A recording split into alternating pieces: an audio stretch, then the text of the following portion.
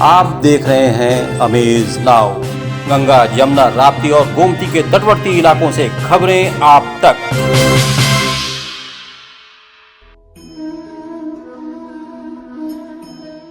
एक माटी का दिया है जो सारी रात अंधियारे से लड़ता है। तू तो भगवान का दिया है, फिर काहे को तू डरता है।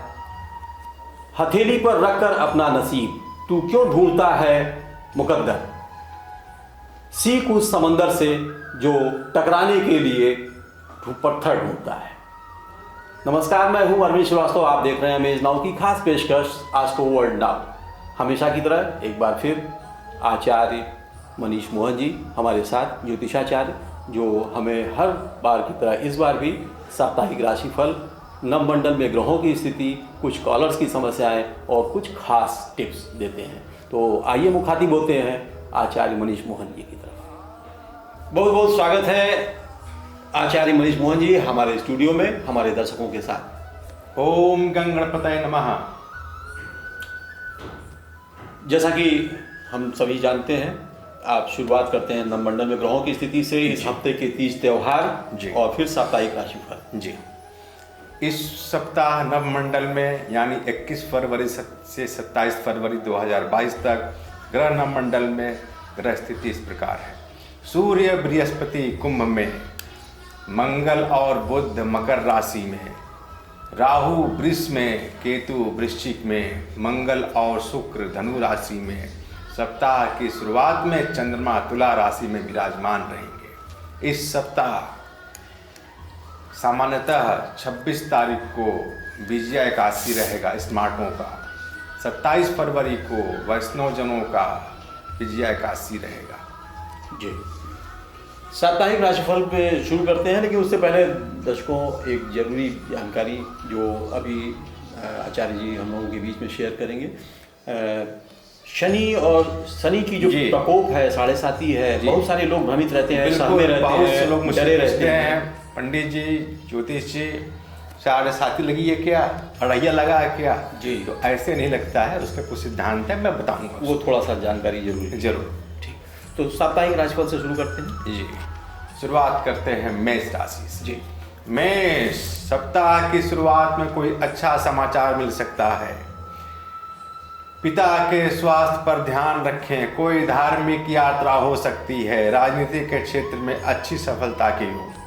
वृष, भूमि संबंधी से जुड़े कार्य सिद्ध होंगे। कार्य क्षेत्र में सफलता मिलेगी। भाइयों से संबंध बनाकर रखें। कोई अतिथि का आगमन हो सकता है। मिथुन, प्रेम संबंधों में थोड़ी सावधानी रखें। व्यर्थ के वाद विवाद से बचें।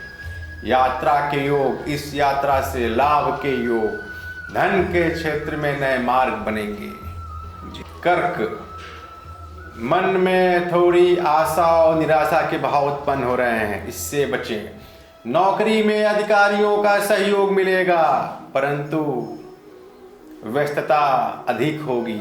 कारोबार की स्थिति में सामान्यतः लाभ के योग। सिंह, शासन सत्ता का सहयोग मिलेगा। कार्य क्षेत्र में विस्तार का योग। राजनीतिक कार्यों में व्यस्त रहेंगे। स्वास्थ्य में उदर रोगों से थोड़ी सावधानी। कन्या, जीवन साथी का सहयोग मिलेगा। माता पिता के स्वास्थ्य पर ध्यान रखें। कानूनी अड़चनें आ सकती हैं। आंखों के रोगों से थोड़ी परेशानी हो सकती है। जी, कॉलर एक आए हुए हैं, उनकी समस्या क्या है उनको सुन लिया जाए। जी, गोरखपुर से ही हैं सचिन सिंह। अभी एक चीज़ और जो हम लोगों ने देखा है कि बहुत सिर्फ जितने जो कॉलर्स जिनकी समस्याएं होती हैं उनमें अधिकांश जो है वो युवा होते हैं। जी, युवा वर्ग, बिल्कुल युवा वर्ग का सबसे पहला प्रश्न यही होता है कि भविष्य कैसा, कैरियर संबंधी भविष्य कैसा। बिल्कुल ठीक कहा आपने। और सचिन सिंह जो गोरखपुर से, उनका भी यही समस्या है। जी, वो थोड़ा चिंतित है। जी, तो उनको सुन लिया जाए। नमस्कार गुरुजी, मेरा नाम सचिन सिंह है। मेरा जन्म 6 मार्च 1997 सायं 5 बजे और गोरखपुर ज़िले में है। मेरी समस्या ये है कि मैं कैरियर को लेकर थोड़ा चिंतित रहता हूँ, कृपया उसका मार्गदर्शन करें। सचिन सिंह जी, आपने बताया अपना जन्म तिथि 6 मार्च 1997 शाम को 5 बजे गोरखपुर। सचिन जी, आपका लगन निकला सिंह, राशि आई मकर, श्रवण नक्षत्र के द्वितीय चरण में आपका जन्म हुआ है। वर्तमान महादशा राहु की महादशा में शुक्र का अंतर है। सचिन जी, थोड़ा धैर्य से रहें, स्वास्थ्य पर ध्यान रखें। आपका भविष्य अगले साल 20 जून 2023 के बाद थोड़ा सुधार संभव होगा। तब तक धैर्य धारण किए रहें, थोड़ा स्वास्थ्य पर ध्यान रखें। आपको ज्योतिष उपाय में मूंगा 10 से 12 रत्ती का दाएं हाथ के अनामिका में कांसे की मुद्रिका में दिन मंगलवार को धारण करें। रविवार को प्रातः सूर्य भगवान को अर्घ्य दें। मंत्र है ओम गृह सूर्याय नमः। हरि कृपा। जी, चलते हैं शेष राशिफल की ओर। जी, तुला, शैक्षिक कार्यों में सुधार के योग, संतान की ओर से खुशखबरी मिल सकती है, कोई यात्रा हो सकती है, सुख सुविधा पे धन खर्च करेंगे। वृश्चिक, दाम्पत्य जीवन में वाद विवाद से बचें, कोई धार्मिक एवं मांगलिक कार्यों में व्यस्त रहेंगे। उदर रोगों से थोड़ी सावधानी रखें, शासन सत्ता का सहयोग मिलेगा। धनु, मंगल और शुक्र आपकी राशि में विराजमान है, भूमि भवन इत्यादि पे या उनके साज सज्जा पे खर्च करेंगे, या ऐसे कार्य जो भूमि से संबंधित हो कार्य सफल रहेगा। प्रेम संबंधों में थोड़ी सावधानी रखें, किसी मित्र का सहयोग मिल सकता है। जी, फिर चलते हैं, एक गोरखपुर से ही एक कॉलर हैं ईश्वर लाल जी। जी, उनकी क्या समस्या है हमको भी सुन लेते हैं। जी, मेरा नाम ईश्वर लाल है।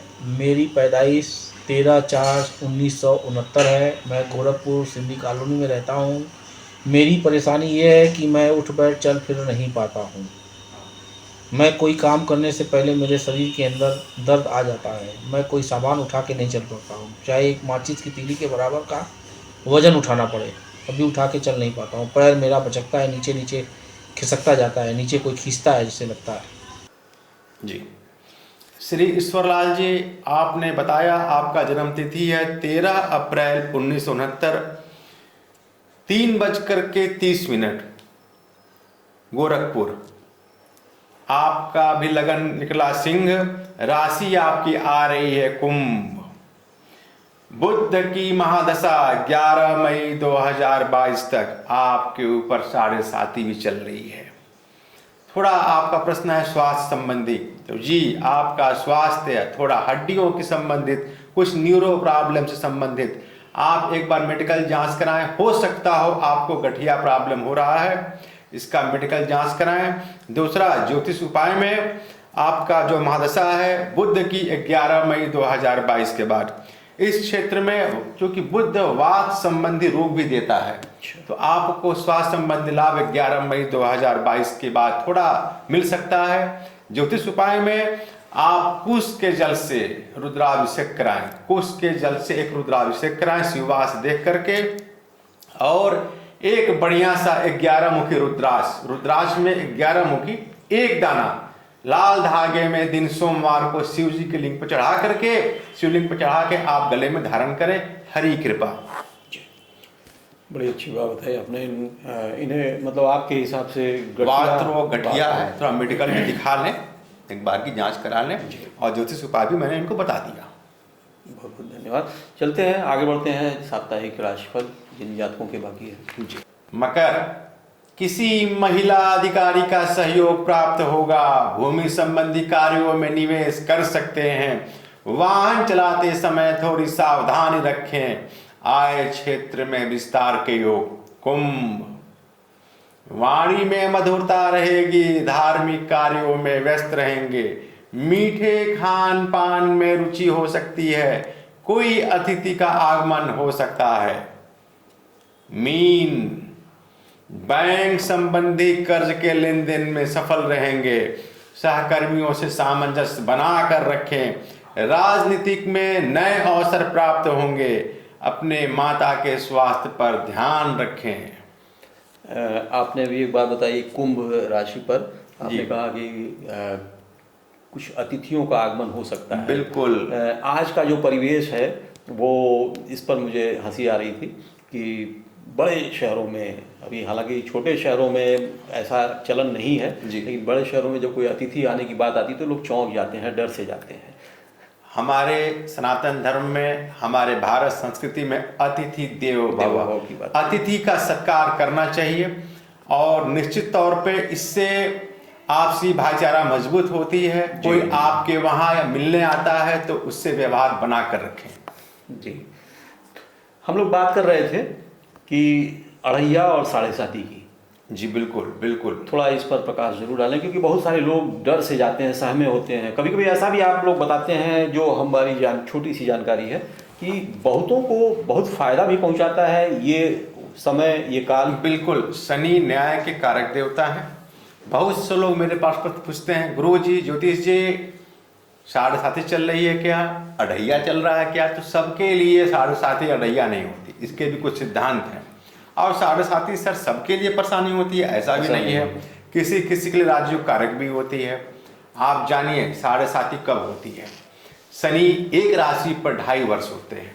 शनि जब जन्म राशि से द्वितीय या द्वादश या लगन पे होते हैं तो साढ़े साती का निर्माण होता है, इसे साढ़े साती कहते हैं। जी, साढ़े साती प्रायः कष्ट कारक होती है, इसके कुछ उपाय हैं। जी, अढ़ैया जब आपके जन्म राशि से चंद्रमा से शनि चौथे या अष्टम भाव में होते हैं तो अढ़ैया का निर्माण होता है, या इसे अढ़ैया बोलते हैं। जी, इसमें भी प्रायः थोड़ा स्वास्थ्य पे या कष्टकारक समय होता है, इसका भी ज्योतिष निदान है, इस पे हम लोग कभी और चर्चा करेंगे। जी, जी।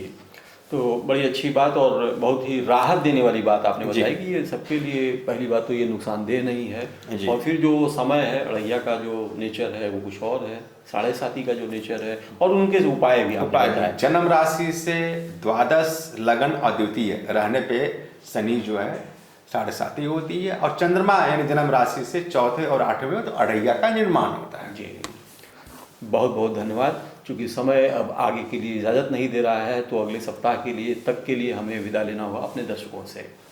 ओम गणपतये नमः।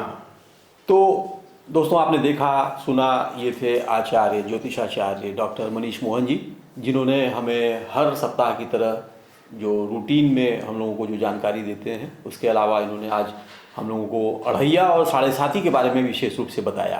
तो बहुत बहुत आभार, बहुत बहुत धन्यवाद आपका। और इसी के साथ आज का सफ़र हमारा यहीं समाप्त होता है। अगले सप्ताह आज ही के दिन इसी समय हम फिर मिलेंगे, तब तक के लिए हमें दीजिए अनुमति। नमस्कार।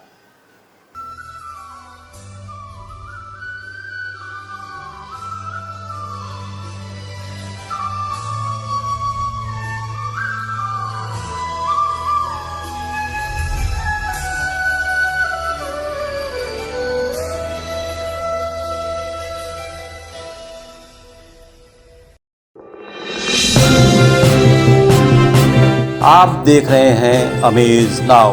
गंगा, यमुना, राप्ती और गोमती के तटवर्ती इलाकों से खबरें आप तक।